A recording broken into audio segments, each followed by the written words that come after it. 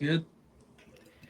Welcome to the Apex Insiders Push to Cash IndyCar podcast, the inaugural race at St. Petersburg. I got my panel here. We're going to start with Tegrity Bets. We got Nathan Rogers and our one and only Indy Bet. What's going on, guys? What is up? Ready to go.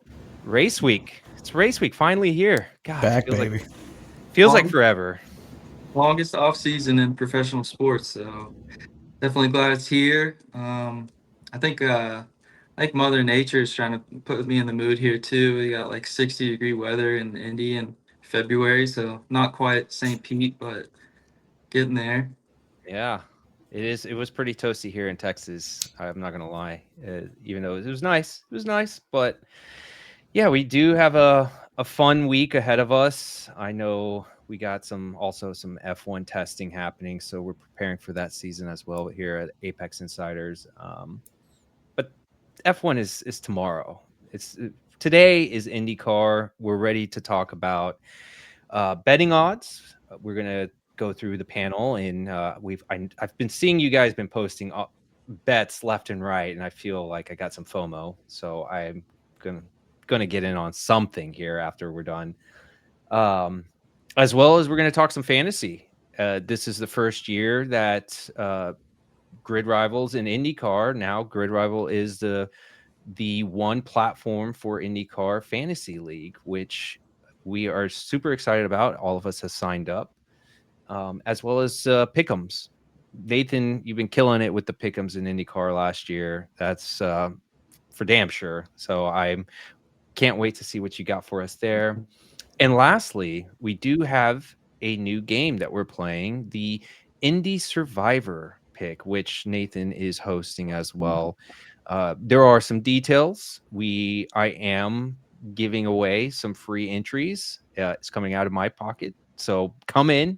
All you have to do is just a few key things, like my post on F1 Capper, follow us on Apex Insider, and then make sure you download the app and show us that you joined our league. That's it. Pretty simple. Three simple processes. But yeah, I would like to give a little shout out to our newest partners. I say newest, we've been with them for a while, actually, but this is actually the first year where we feel like we're both actually pen to paper with everything we're doing. So, again, Grid Rival is the game changing motorsports app. So, it's designed for fantasy leagues, DFS, and pick'ems. It's what we use specifically only for fantasy between F1, IndyCar.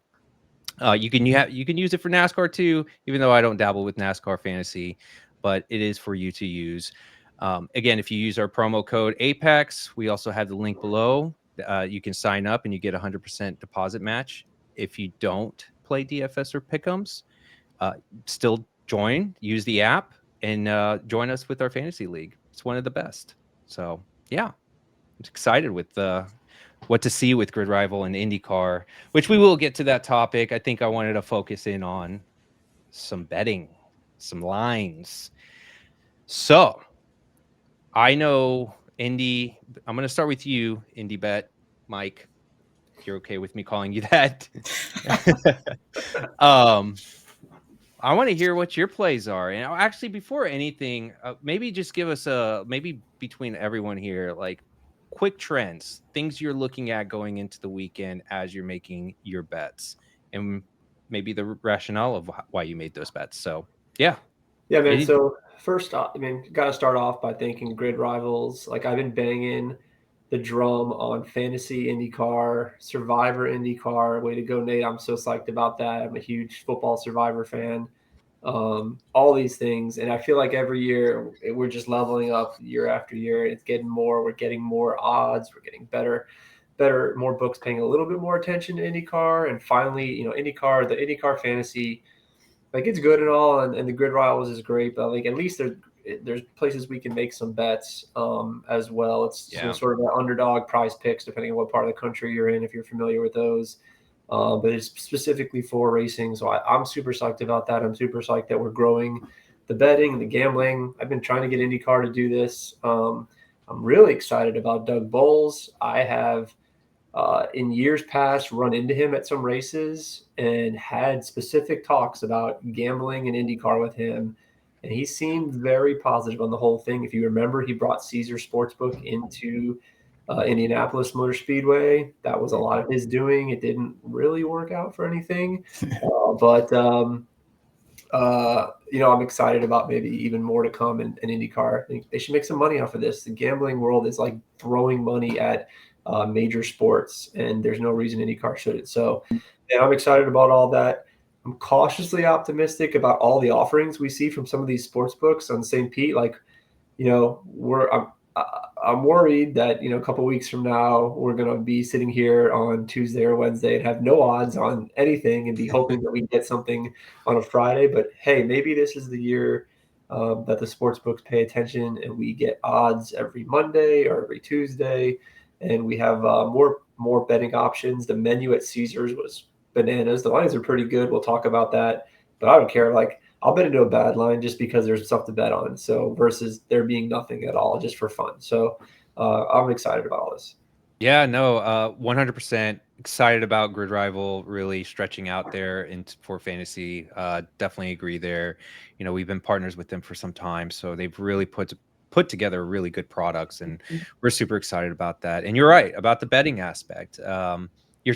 Everyone talks about it in every sport where they pull up the line. They're even doing it they did it for NASCAR. They do it for IndyCar. Yet, like, we're still, like you said, we're not seeing it fast enough. But there was a point in time before I even knew you guys, they would have it in the beginning of the week, and you would be able to see it even on backdoor offshore books too, which is kind of crazy, and I don't see that as often. So yeah, I agree with you. It's exciting times. We'll see. I won't get my hopes up yet for the next race, like you said, but we'll see what happens. So We'll see. Yeah. So take us through. What was your favorite bet that you've placed so far? Yeah, so just for anybody that's new to IndyCar betting or watching this, just real quick, betting 101 for IndyCar is usually you'll get pre-qual lines. You're really trying to find top qualifiers in those at the longest odds possible. Post-qualifying, they'll release a new odds, and you can expect the guys who qualify, 1, 2, 3, 4, 5 to have substantially lower lines than they did pre-qualification. So I've done different methods, 50% of my bets pre-qual, 50% post-qual. There's certain tracks where I have, guys that we'll talk about. But IndyCar is tight. It is tough to figure out who's going to be on pole sometimes. The whole field to be separated by less than a second. So, I think sometimes you want to be careful with your pre-qualification bets. Maybe do 25%, 75% after, just so you have some skin in the game. And I'm always telling people look for matchups. That's the best way to have the most expected value if you can bet matchups at your book. I've closed all my offshore accounts since Hard Rock got to Florida. I wish probably shouldn't have done that. Even though it was nice. We got to get you back on that. Gotta get back in, man. Bovada paid me in Bitcoin when I closed the account, and I think I've made more money in that since in all of my gambling years. So I'm kind of happy how that worked out for me. I'm just funneling the Bitcoin money into my Hard Rock app. But yeah, man. So look, here's where I'm at so far. I think I'm a little different than maybe Nate. I'm just riding Pato and Scott. I don't remember if I was on your guys' show last year or maybe it was another show. Yeah. I'm still a little peeved that I didn't get paid out on my Pato bet from St. Pete last year. If you recall, Newgard won the race. He got disqualified. I think I spent 3 hours on the phone with Hard Rock support telling them that they should pay me my Pato, whatever 5-1, 8-1 I had or something. I think it was actually 10. I don't know, but I never got paid. I said to myself, I have in my spreadsheet, bet Pato at St. Pete again. And that's what I'm doing. And you did. Yeah, so I've got bets on both top 3 and to win on Pato and McLaughlin. I'm high on McLaughlin. I was last year. Those are my 2 bets right now that I'm rolling with pre-quals. I love it. It's hard. I think this whole panel is Pato fans. Although there were some bad races last year, though I feel like he did have a pretty good ending to the season. But I think if there is going back to your comment about how you allocate, I love that, by the way, like how you approach that. I'm the same way. I don't really put a lot. Yeah, I don't even put, I would say, even 25% on pre-qual bets. But when it gets to head, that's when I'm attacking the most. I'm trying to like throw all my money at that. But I love the play. I will definitely, since everyone here seems to have Pato, I'm going to be backing Pato for that. So yeah, awesome, man. So that's your outright play. That's the Pato, and then Yeah, he's at 550 is at Hard Rock. I think I saw him 6-1 on DraftKings. The idea being, just like we talked about, if he qualifies 1, 2, or 3, I expect those numbers to fall to like 2-1, or even if he qualifies on pole, he might even be even money to win the race. So if he qualifies, like ideally he qualifies second or third, and maybe I even rebuy in at 2 or 3-1. But there's always a chance he qualifies in the back, and then I'm in trouble, right? So then I'm gonna have to start from scratch and remake my card. But I'll be rolling with that. And McLaughlin's won here, and same numbers for him, either 5.5-1 or 6-1. Let me ask you this: are you putting any thought into the teams itself, like McLaren, Aero McLaren, Penske, and how they have the car set up perfect for this track? St. Pete's typically not a. There are tracks that I will do that. For instance, when we get to Long Beach, it's an Andretti track. Penske's good on all the road and street courses. I think every year is unique. You got to kind of feel. We'll have to feel those things out as the year goes on. You can see, like, if you teams will focus their, I think their offseason work on certain packages. Like, Penske wanted to get better at ovals. Well, they won a bunch of ovals last year. They said that. So I think we're going to have to wait and see. St. Pete's, a concrete jungle. You really only can pass in turn 1, realistically, or you can have, unless something crazy happens. So no, I mean, not too much into teams for this track, but however, that will be a thing in the past. I mean, Ganassi, Penske, those are your top dogs. McLaren for a certain extent. I don't have a ton of faith in Andretti, and then the rest are just matchup bets later down the grid. For sure. Also, didn't they announce that there were more laps in this race? Did I read that? Not this one. Not for this one. It's Not for Yeah, I don't think it's in St. Pete. Okay. Yeah. Okay. Yeah, I'm But going to have to rely on Nate and some math to figure out and dive in to figure out what that means, because some of these tracks I'm hoping that screws up some fuel strategy stuff and we can just pick winners based on speed. Yeah, it means Dixon can't rob us anymore. Well, or maybe he can. I don't know. He's always the robber. So yeah, okay. Yeah, we don't need to go down. You guys are just gonna get me fired up here. I'm already last year. I'm already bringing back bad memories, but yeah. So, all right. Well, Nathan, let's go to you, man. I know you've got some plays. Yeah, so when Caesars dropped like all those 10, 15 different props of number of lap leaders, number of cars on the lead lap, passes, fastest lap, things like that, I try to dig into those. I had to bet something. First glance, I couldn't really find anything. Props to Caesars on those lines. They were pretty decent. But then I looked more into the number of total passes and the number of passes per position. And I started digging in those numbers. And at first, those numbers looked good, but you have to take into account that this the first race with the hybrid. Yeah. This 2020 was when the aero screen was introduced. Cars got a little heavier then. But when I looked at the average from 2020 to 2023, there was actually a 28% decrease just last year at this track in passes and 24% on the passes per position. And that was pre-hybrid, but they just struggled passing with all this extra weight. Mike kind of talked about that turn 1. You can make that pass early, but once the marbles build up there and the paint that's on the kind of runway right there makes it super slick for them to do anything later in the race. And these guys end up just kind of shoving it in there on, I think, maybe turn 4, turn 5, trying to make passes now.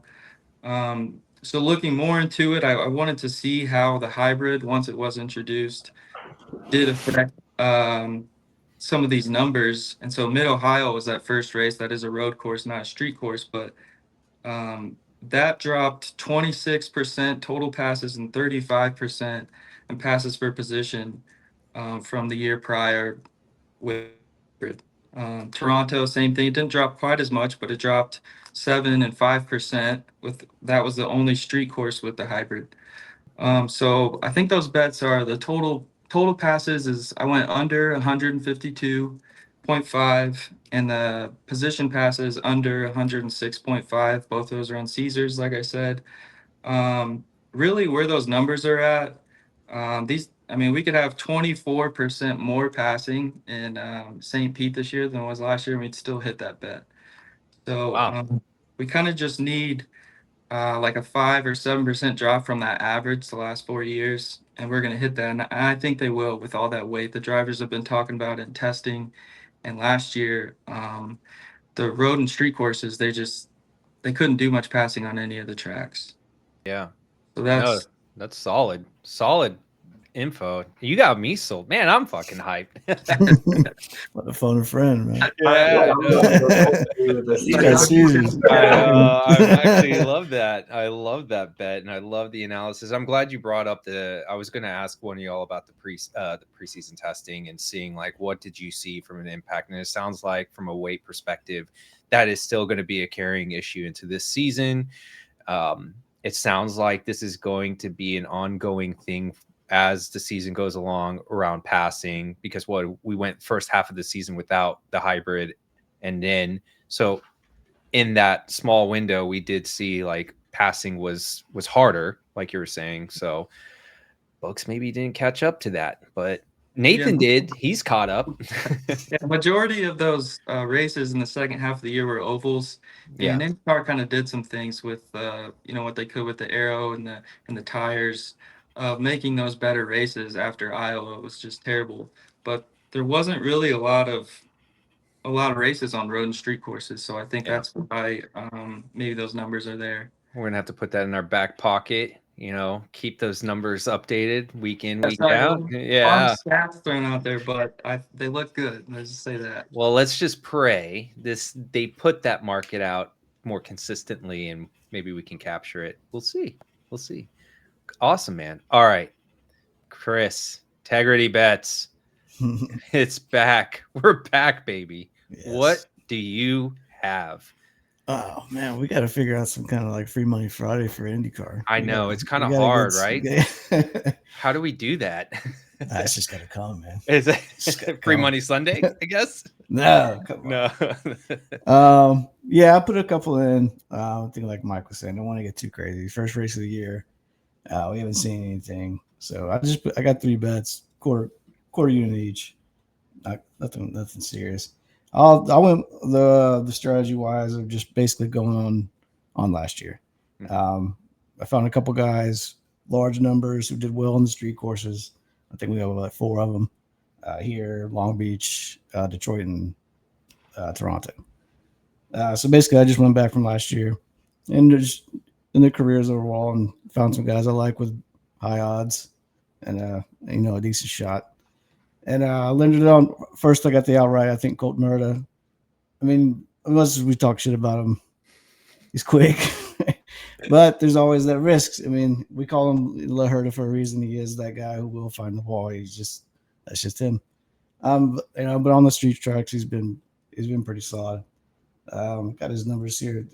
Third place finish, second place. He got, I think, 19th in Detroit, but he didn't get the pole there. I think he also got another pole at one point in the year, and he won Toronto. So the kid's fast on the streets at plus 450. I think I'm going to roll with that. Like I said, just a quarter unit, get my feet wet, get some skin in the game. And we got 2 other drivers for top 3, Marcus Ericsson and Marcus Armstrong. Similar reasonings, both did well when given the opportunity in the street tracks. I think we had a couple 3s, couple 2 finishes from both. I got Ericsson at plus 400. I got Armstrong at plus 1100. So that's cool. Are they likely to hit? Maybe not, but they've been well enough on the streets for me to put that out, the bet out there on those numbers.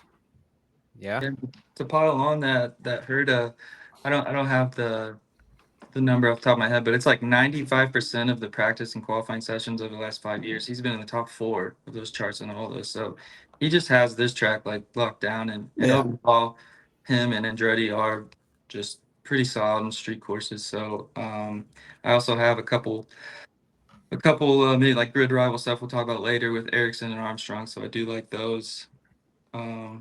And I did have one more bet that I really liked off of Caesars I found last night. I got out of bed once I saw more props were posted, and I went to work, and I found this Dixon and Power both in the top 10 at plus 105 on Caesars. I think it's still out there at that number, but I look back. Power has hit this. He's been in the top 10 at St. Pete 6 of the last 7 and 4 of the last 4. Dixon's been in the top 10 9 of the last 9 here at St. Pete. And then when you look at just street courses overall over the last like 3 years, Dixon's hit that 95% of the time he's been in the top 10. He's just super solid. Power's a little bit lower at 68%, but like I said, he's 6 out of the last 7 here. I think even if they both have, or one of them has a poor qualifying effort, they're the type of guy you can see make their way back up through strategy and racecraft, back up in that top 10. And I put a whole unit on that.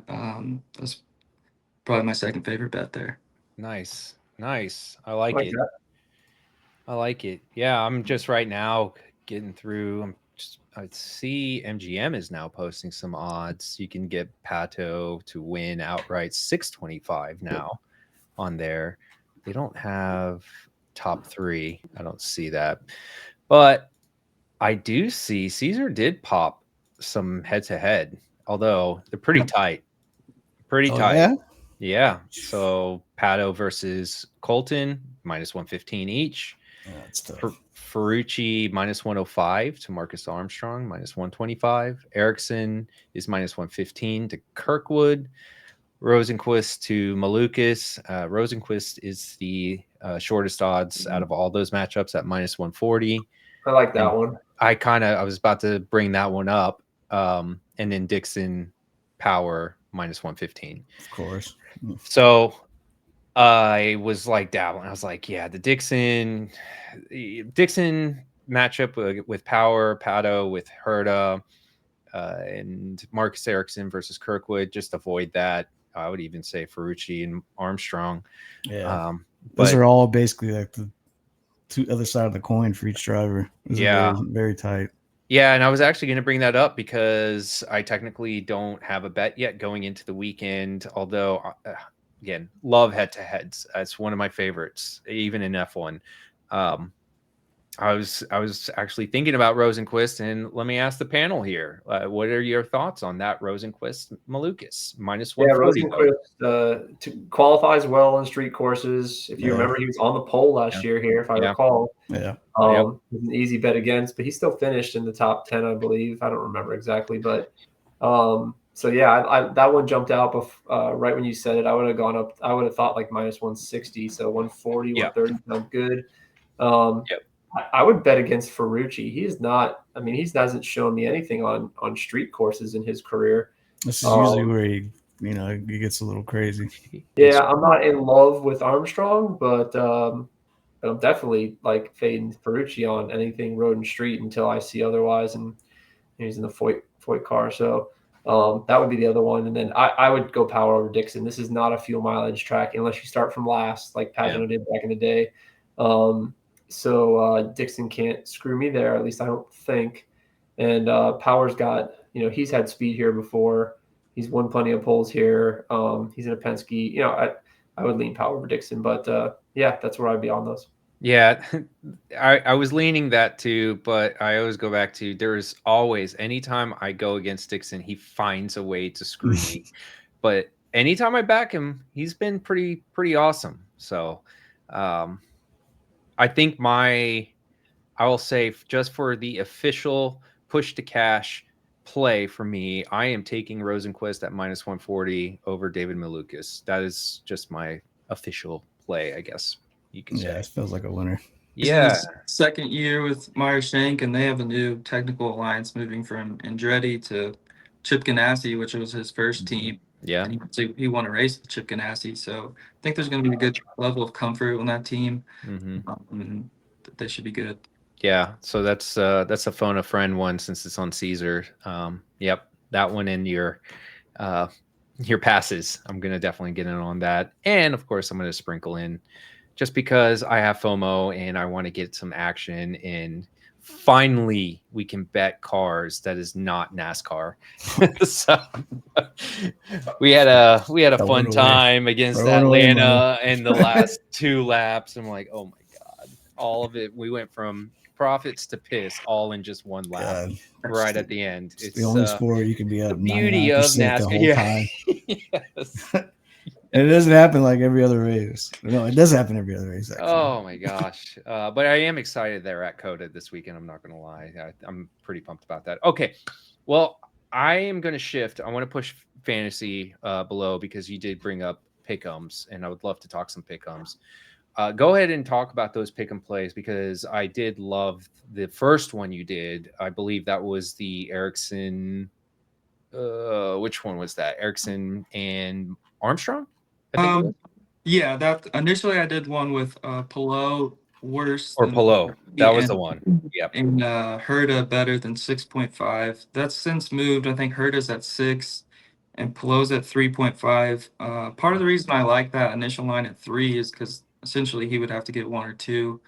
And so I just did a quarter of a unit on that. Was a small one just to get some action. And with those numbers moving, I don't know about taking it now.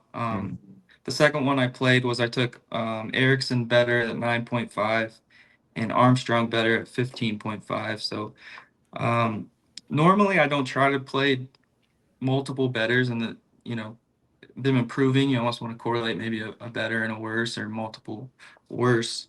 But I just think those lines were a little soft on both of them. I expect a bounce back here from Ericsson, and I'm probably higher on Armstrong than most people, but I think Yeah, that line let's at go. 15.5 was a little high.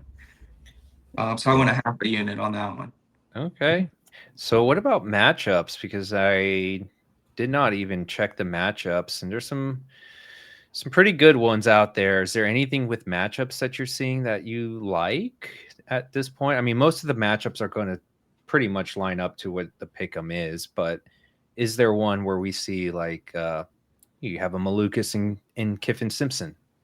I've got one we just talked about. Both of these drivers. I bet I paired up Malukas worse than 15.5, but I paired it up with a matchup of Ericsson over Ferrucci.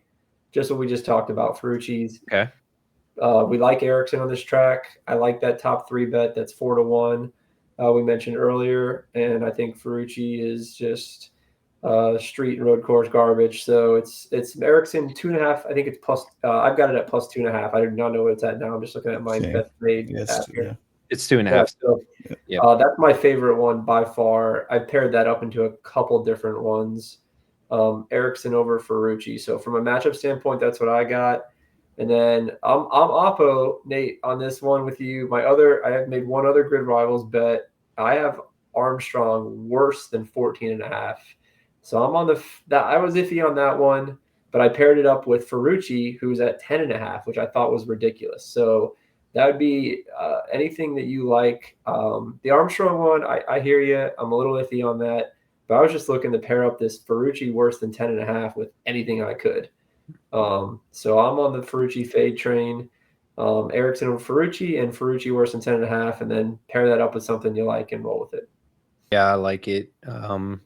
And the only ones I did was early on because I did like that play when Nathan posted it was the Pelot. Even though I don't like that the number landed on I think it was 3. So Normally, 3.5 yeah. now. Is it 3.5 now? Yeah. Well, but at least Ericsson we got a better number. But yeah, I do hate that it's on the 3. I do love that matchup. I just want to see how I want to pair that up. What do we think about Kiffin Simpson in this race? Yeah, I don't know. I've been looking at this the entire time you guys have been talking. I know. Like, what are we expecting from him now? Like, what do we think? I kind of want to fade him. Yeah, I can't think of any reason. I'm thinking like last year 16.5 though. So he's a guy who he keeps his car a little clean. And so sometimes when there's a little more chaos around him, he kind of just falls up into like a 13th or something, but he's not going to normally do that on pace or anything. I wouldn't think so. I'd probably lean fade. Okay, so well, I did see he had a matchup. with Malukas. Mm, Yeah, I don't that's my like it. only. I Yeah, that's don't the like- only thing's kind of like. Well, All Lucas right. didn't race here last year because he was still injured. So it's been a couple years since he's been at this track. Um, he did well when he came back at the end of last year, but Yeah, he was pretty just solid. it's kind of a wait and see on Malukas this year to see Mm. how he fits into AJ Foyt. What Yeah, about? That's a hard one for me to put money on right now. Yeah, you're right. I agree. Okay, what about Rosenquist to Graham Rahal plus 3.5? Though Graham Rahal has that push. Graham's going to do what Graham does at this. I've watched Graham at this track year over year. He's going to just stay clean, let people do dumb things. He'll start like 20th and he'll finish somewhere between 8 to 15, right? Like middle of the, like Yeah. he'll just slowly creep his way up, do nothing stupid. He's not going to be fast. Like he'll just keep it clean and make sure the sponsors are happy. Like he's the tough guy to figure out a matchup. So yeah, I saw that one too. I faded that one. I think 3.5 is just a little too much. It's I could see like 12 Yeah. and 15 finish. Because easy. the one thing with Rosenquist is, like you guys said, he qualifies great. He gets like his qualifying trim perfect. But when he Yeah, gets that's into the fading. race, something happens and he starts fading. Like it's like he's crushing his tires. I can't put my finger on it with how he drives in general. So it's kind of a, yeah. Okay. All right. Well, I think that covers our Grid Rival pick'ems. And again, if you don't have Grid Rival, just check out the link. Use the promo code Apex or use the link, and you get 100% deposit match with that link. Cool. All right. Well, I'm excited about this one, which is the newest IndyCar league. And just to kind of set the stage for anyone that's new to Grid Rival, especially, the way this works is you have 6 drivers that you pick. It's all by salary, and you got to pick a driver up to 5 contracts, meaning 5 races when they say contracts. So you can sign up to 5 or 6 drivers to 5 races. And then after the 5th race, they are locked for 1 race before you can use them again. So strategically, you have to be pretty smart because, one, you're not only trying to acquire the most points in what you're trying to do for that race weekend, but you also have to kind of look ahead to see, okay, who do I need to sign for X amount of races? Let them sit for 1 race before you sign them again. And then you want to try to build your salary up as the year goes on, because of course, the more money you have in your salary, the more you can buy as everyone gets more expensive, however that works. So for any new user, that's the way it works. I haven't set my lineup yet. I know that Integrity has. He shared it with everyone, and he's already. No, it changed it. Whoa. He You changed don't it. know. Okay, Listen, that was okay. a He's tease, already. okay? He's trying to plant his flag like he's won. So yeah, we got a pretty good group going in that. So yeah, let's share. I think the way we should probably do this is like maybe talk about undervalued and overvalued drivers going into the race, and going back to the salaries and how you set it up. Like, do you think you should be signing someone for 5 races or less as we are getting into the season? So anyone could just jump in. Who do you find is, let's just start with undervalued drivers out there? Well, I would say, man, real quick. Like I used to do a stock market. It's called Jock Market. If you ever heard of it, it's a stock market for football players and golfers. Mhm. And first of all, I don't know crap. Like we're gonna have to figure this out right as we go. This whole Grid Rivals fantasy thing. I'm sure we're gonna say some stupid stuff that we're gonna look back on and be like, man, we didn't know what we were doing, but we'll figure it out. But I mean, look, it's all about buying high and selling low, right? And to me, I think there is I think there is some strategy to how you sign drivers and Yep. going into oval season. For instance, like I want nothing to do with Ferrucci right now. I think his salary is way too high. Yep. However, the second we get to oval season, I want to buy in on him cheap and sign him up when we got a couple oval tracks back to back to back. So like you got to look at the schedule as far as I'm concerned. And, like we know we got Long Beach coming up. I may or may not want Kirkwood on my team when that comes, or maybe some of the Andretti cars with their history there, and some of the, Pelot and those guys. Like, I'm not sure if we'll have thermal or not, but obviously, so I think it's all about, it's just like playing stocks, buy low, sell high. If you think somebody's going to have a run of some hot start to the season, for me, it's my boys Pato and McLaughlin, but we want to jump in on them early, because I assume the way this will work is their prices are going to go way up. But otherwise, I did a little bit of mixture of long-term and short-term contracts. So that's where my head was at. Yeah, and we do this with F1, and we've been doing it for some time. And Okay. actually, F1 has had that model for a long time before the official F1 app decided to go full dumb mode. I won't say the other word. So yes, they did something completely different. But that's what I love about Gridrival is they stuck to, it's five drivers with them and a constructor, but same format. You got to do the 5 races. And that was one thing that I realized that I was kind of doing wrong last year. Even though I placed high, I didn't strategically look at some of these tracks, and I signed some drivers longer than I should have. Like I should have. And then I caught myself one race where I couldn't sign a driver because unfortunately my salary was not too hot in the beginning of the season. So you have to be very careful about those things, right? There's going to be some luck factor that happens. What I mean by that is your driver gets in an accident. That's just tough shit. You're going to probably lose $1 million, $2 million in your salary. You're just going to have to ride that out. That's just part of the game, right? But absolutely. And I think as the season goes along, like you said, we're going to learn more about these teams, the cars, and the drivers themselves to know where do we need to look moving forward. So if you're listening, don't just sign all your drivers to 5 races unless you're just winging it. Try to look ahead and see who do you think is going to be poised at that point in the 3rd or 4th race that you would want to sign. And to Mike's point, like, let's try to make sure that they're at a buy low status, not buying high status, because you buy high, you're going to be screwed on the salary over at the end of the day. So yeah, but like any other drivers that you guys are seeing that is completely undervalued, just like, let's just talk about this race and not like this 5 races or anything. Like a Rosenquist, Armstrong, you have the Armstrong at 11.8 million.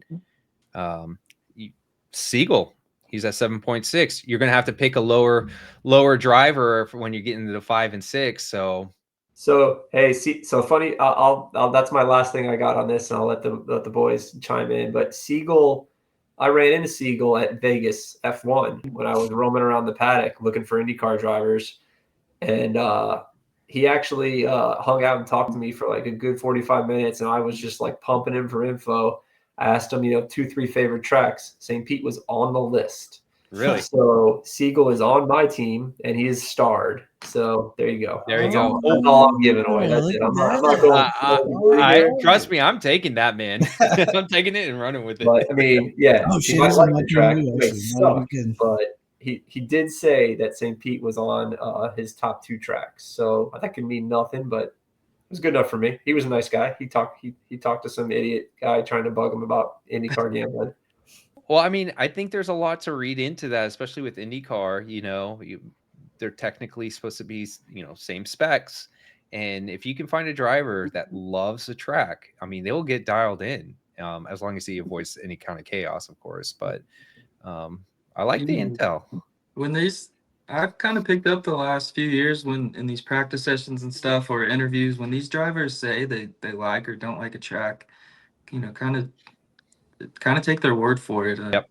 Yeah, Grosjean said he hated Portland, and I don't think he ever got better than like 25th there in 4 years. Yeah. And Rossi has said he doesn't really like Barber, and he's just been okay there. So yeah, I mean that could be something valid. And that's what we do with F1. A lot of the things I do going into a weekend, so we already kind of are very in tune with the drivers, and we already know what's their favorite track, what's not their favorite track. And I know it's completely different because of like development and how they do it, but sometimes it doesn't matter. sometimes if that driver loves the track, you have to trust that as long as they have a good enough car, they're gonna really push for whatever position they're trying to opt for, whether it's top 3 for the win, top 10. You're right. You have to take their word for it. Those are typically like good signs because they know the little things about a track which makes them comfortable to drive in it, qualifying trim or race trim. So yeah, absolutely. I'll tell you what though, I know who is overvalued and I'd be not wanting to do so early on. Your top 2, Pillow and Power. They're in that 28 and 30. Dixon 27.2. That's pretty. I mean, to me, I'm looking at Joseph Newgarden at 24.4 million, and he's or Herta even, but Pato 21.6.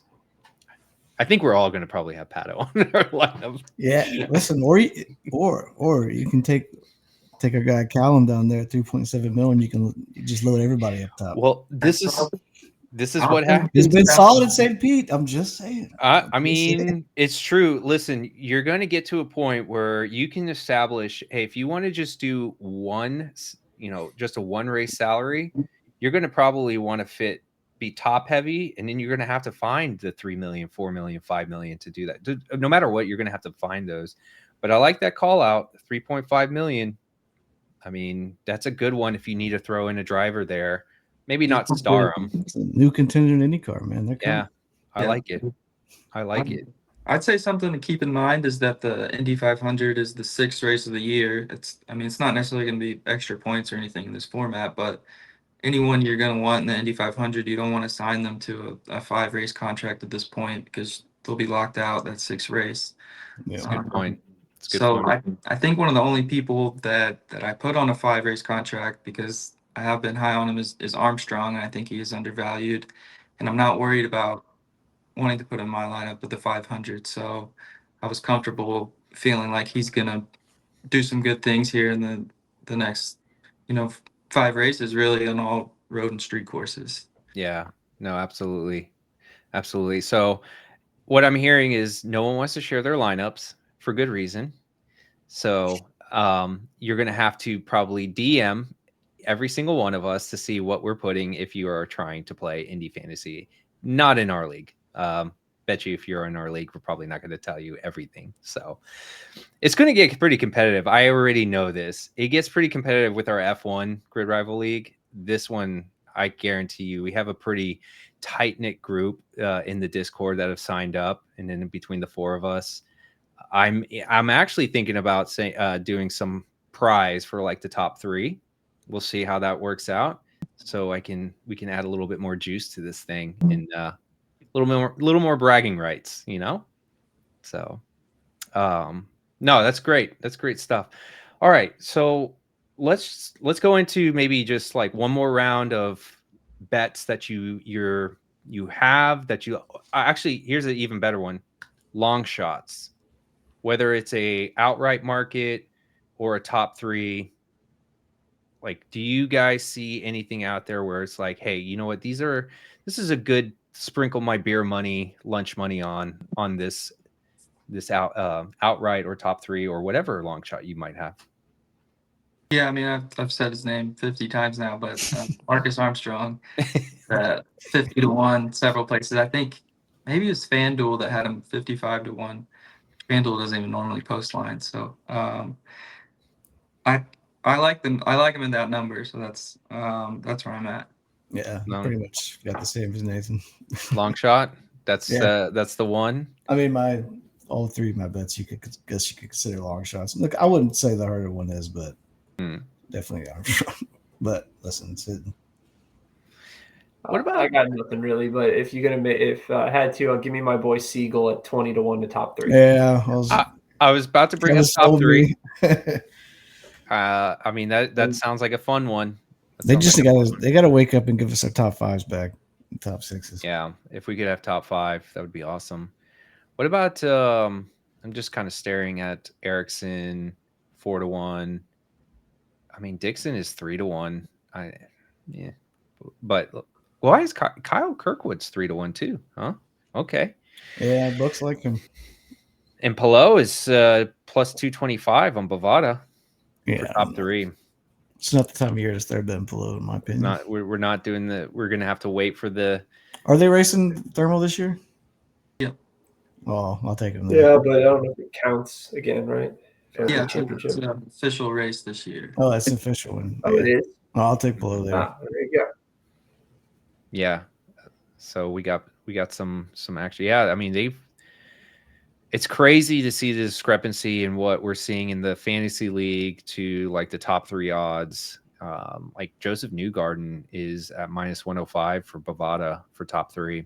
He's favored to win, yet he's 24 million on Gridrival and fantasy, and he's lower than all those other guys. So it goes back to overvalued salaries. Be careful with those. Okay. Well, let's go into any kind of final thoughts, last plugins, anything you guys want to give the listeners going into the weekend. I'll just plug the Eliminator. Oh, Again, talked about the beginning. If you guys want to take Cap up on his offer of a free entry, look into that. We'll probably close the picks here in the next couple of days before qualifying, but there's still time to get in. Basically, you'll just pick one driver each week. It'll take you, or each race, and it'll take you 30 seconds to do. But once you use that driver, you can't use them again. And you'll accumulate the same points that they get in the IndyCar standings, and then most points at the end wins it all. Awesome. And with the Survivor, to be quite honest, I just said I'm in. I didn't even read the rules. So what happens if my driver finishes in the top 10, like in the 7th position? Does it just we just keep moving on? You just hope that he doesn't wreck? Yeah, I mean you'll just get his whatever. I think 7th will equal 20 something points, Good and points. you'll get Okay. 20 points for that race. Okay. If they wreck and get near last, you'll get 5. Okay. For the win, you can get 50, maybe 51, 52. So Okay. yeah, you want to pick people that you don't necessarily have to pick who's gonna win. Siegel. Um, I'm going Siegel. No, I'm kidding. But yeah, you got to map it out. Save your good I old. use it somewhere, maybe. Yeah. We'll probably not a terrible idea. listen. No, yeah. What are those He- empty races instead of I like- heard this. I heard the script from Siegel already, and he said he's winning St. Pete. This came from IndyBet. Just mark it. No, just kidding. He didn't. I'm be kicking myself because I didn't actually bet the 75-1. But man, I'm already stressing. Survivor football is like is a huge thing we do. I do some big pools. I've been involved with some big Vegas pools, some big local pools, and like all week you stress out over like who you're gonna pick, and I'm already stressing out over who I'm gonna burn this week. I played a golf one and done. I love it.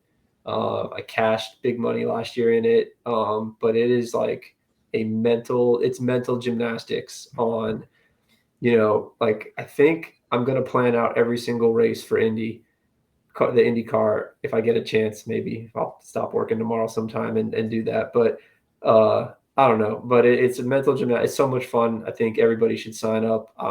I can't wait. I think it's going to catch on and be a thing in the future. So last thing for me, man, this is my home track. I'll be at the track. I hope a lot. Got some family stuff going on, but I'll definitely be there for the race. So hit me up on Twitter if you want to come say hey. I'll be sitting in turn 1 in the grandstand where all the action happens.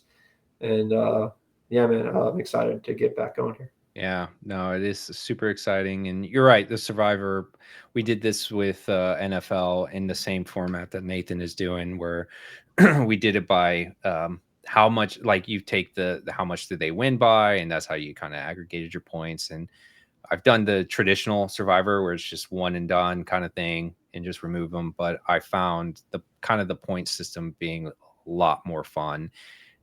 So I am excited to see how this goes, and I truly believe this is going to be something we're going to continue to do. Yeah, so I'm super pumped about that. So thank you, Nathan, for setting that up. I really appreciate it. And to his point, Sure. I am giving away free entries. Again, just look for the post. All you have to do is like my post, follow us on Apex Insiders main account, and then download the app and join our fantasy league. That's it. Pretty simple. Free entry. I'm going to give it to you. So awesome. Well, guys, we'll conclude. Thank you guys so much. And we'll catch you on Friday for the FPs. I can't wait. Pulling out for the Fade Grosjean train. It was a good run. Oh, God. That's right. We're done with it. Sad. Gone. We're going to have to find our new Grosjean, though. We're going to have to. There is one out there. You think so? Stingray. Yeah. All right, boys. I got to All right. run. All righty. See ya. Nick, I'll hit you up, man. Figure out what's going on this weekend. Yeah. All right. Later, man.